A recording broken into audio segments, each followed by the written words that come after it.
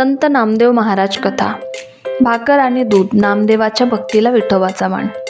लहानग्या नामदेवाचं आयुष्य विठोबाच्या नावाने सुरू व्हायचं आणि विठोबाच्या आठवणीने झोप यायची. लहानसा नामदेव दररोज आईसोबत विठोबाची प्रार्थना करायचा.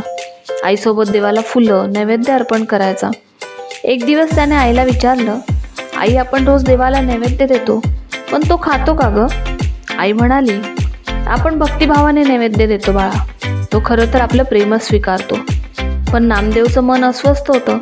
त्याने ठरवलं, आज मी माझ्या हाताने भाकरी बनवून ती दुधाबरोबर देवाला खायला देणार. मग नामदेव स्वतः बनवलेली भाकरी व दूध घेऊन विठोबासमोर बसतो आणि म्हणतो, विठोबा, ही भाकर आणि दूध फक्त तुझ्यासाठी आहे. तू खाल्लं नाहीस तर मीही काही खाणार नाही. नामदेव तसाच बसून राहतो, डोळ्यात पाणी, ओठांवर विठोबाचं नाव. पण बराच वेळ होऊनही तो तिथून जाईना. शेवटी विठोबा मूर्तीमधून पुढे येतो आणि दूध आणि भाकर खातो. या कथेतून आपणाला शिकवण मिळते की आपण देवाला मनापासून प्रेमाने जे काही देतो ते नक्कीच देवापर्यंत पोहोचतो.